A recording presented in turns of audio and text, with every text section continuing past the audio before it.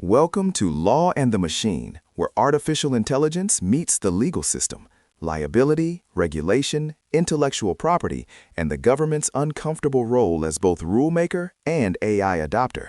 The law wasn't written for this. California's gas prices have always been notoriously high, often sparking public frustration. But now, the state isn't just pointing fingers at market dynamics or oil company profits. They're alleging something far more insidious, driven by an unexpected culprit. That's right. The state has launched a landmark lawsuit against several major energy companies, claiming their use of sophisticated AI-powered pricing algorithms has led to illegal price fixing, a form of algorithmic collusion, effectively. So we're talking about algorithms potentially colluding without explicit human instruction? Can an AI system really be an antitrust violator? That's precisely the core of California's argument, and it's a legal frontier. They're contending that even if no human in a smoke-filled room explicitly agreed to fix prices, the algorithms, by independently optimizing for profit and reacting to competitor algorithms, converged on a collusive outcome that harmed consumers. This isn't just about high prices then. This is about challenging the very definition of collusion in the age of AI. For listeners, what does algorithmic collusion actually look like in practice, especially in a market as complex as gasoline? Imagine multiple gas retailers, each using a proprietary AI system to set their prices. Each system is designed to maximize its owner's profit by analyzing market demand, competitor prices, and supply chain costs. Now, critically, these systems are also constantly observing and reacting to the pricing decisions of other algorithms in real time. Over time, without any direct communication or explicit agreement between the human operators, these independent algorithms can learn from each other. They might discover that by subtly raising prices in tandem, or by avoiding aggressive price wars, they collectively achieve a more profitable equilibrium for all involved. It's like a fleet of self-driving cars, each programmed to optimize its journey, all subtly adjusting their speeds and lanes based on each other's movements, eventually leading to a coordinated flow that wasn't explicitly programmed. So the algorithms aren't told, go collude. They're told, maximize profit. And collusion becomes an emergent property of that optimization, interacting with other optimizing algorithms. Exactly. And that's where the legal challenge truly begins. Traditional antitrust law, particularly in the U.S., relies heavily on proving intent, evidence of a meeting of the minds or an explicit agreement to fix prices. Here, you have no such meeting, no human communication, no smoking gun email. You have code optimizing and market outcomes that look suspiciously like collusion. This brings us to a huge hurdle for California's legal team. How do you prove intent when the intent is arguably embedded in a complex learning algorithm? How do you crack open that black box in a courtroom? It's an immense evidentiary challenge. Lawyers and economists have historically looked for direct evidence, emails, phone records, meeting minutes. Or, in the absence of direct evidence, they've relied on conscious parallelism, where companies act in parallel ways and market conditions make it highly improbable that these actions were independent, thus implying an implicit agreement. But even then, there's usually some human decision-making that can be scrutinized. With an algorithm, you're trying to reverse engineer the why behind a decision made by a system that might have millions of parameters and has learned from terabytes of data. You can't put the algorithm on the stand and ask it to explain its reasoning. It sounds like trying to interrogate a calculator about its math. Precisely. You can see the input and you can see the output, but the internal decision-making process, especially for sophisticated machine learning models, can be incredibly opaque. Regulators and courts lack the tools and often the technical expertise to forensically audit these systems in a way that stands up to legal scrutiny. The defense will argue that the algorithms were simply doing what they were designed to do, respond dynamically to market conditions to generate the best returns for their shareholders, which is a core tenet of capitalism. They'll claim that efficient market response isn't collusion. So, our current antitrust laws, which largely date back to the Sherman Act of 1890, are effectively trying to catch a highly advanced AI with a net designed for human cartels from over a century ago. This seems like a massive regulatory gap. It absolutely is. The very language of these statutes, focused on contracts, combinations, or conspiracies, presupposes human agency and direct agreement. Extending that to the emergent behavior of autonomous systems is a stretch. This case, if it proceeds and sets precedent, could force a fundamental reevaluation of antitrust legislation globally.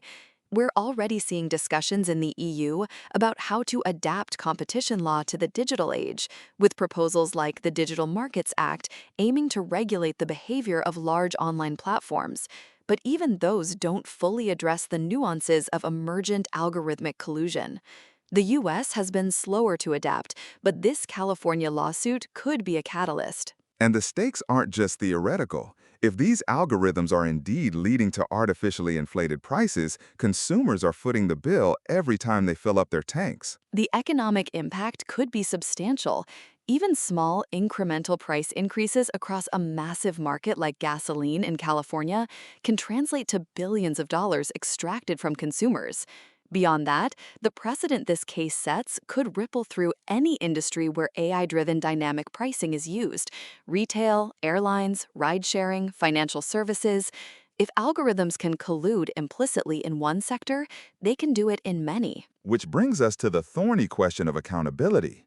If the algorithm is the culprit, who's liable? Is it the company deploying the algorithm, the engineers who coded it, the data scientists who trained it? This is perhaps the most challenging aspect. Under current legal frameworks, liability for AI-driven harms is a legal minefield. Is it a product liability issue, where the software is seen as a defective product? Is it negligence on the part of the company for not adequately testing or monitoring the algorithm's behavior? Or does some form of strict liability apply, where the company is responsible regardless of fault simply because they deployed a dangerous system?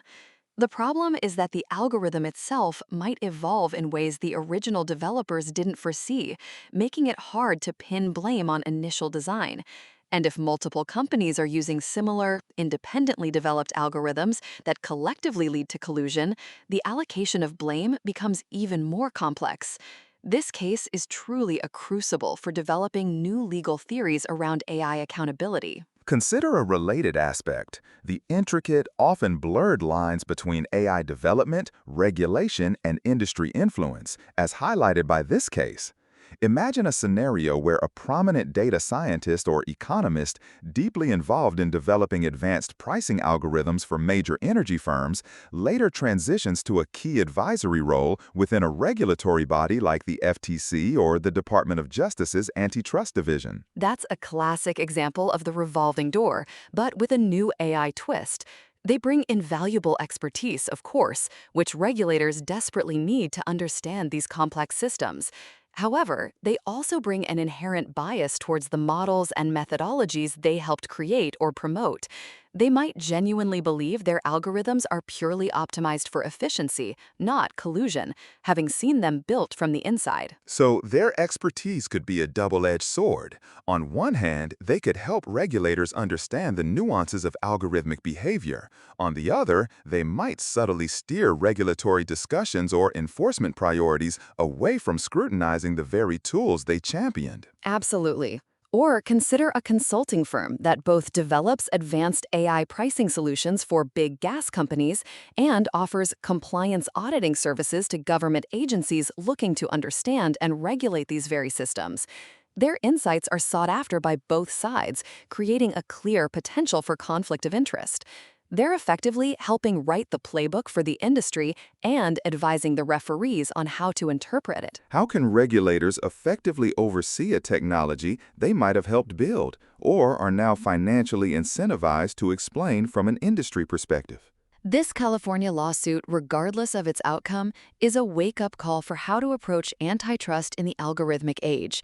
It shows that, first, tacit algorithmic collusion is a very real threat to fair markets, even without explicit human agreement or intent. Second, current legal and evidentiary frameworks are ill-equipped to detect, prove, and prosecute these new forms of anti-competitive behavior. Third, the question of liability for AI-driven harms is incredibly complex and will require new legal theories and perhaps new legislation. Finally, regulatory bodies urgently need to upgrade their technical expertise and enforcement tools to keep pace with rapid advancements in AI and guard against conflicts of interest that can undermine effective oversight. If algorithms can collude without human intent, what other forms of market manipulation or harmful behavior might they be capable of? And how can they even begin to be detected before the damage is done? That's all for Law and the Machine. Join us next time as we continue exploring where AI and the law collide. If you found this useful, subscribe. We appreciate it. The law will catch up, eventually.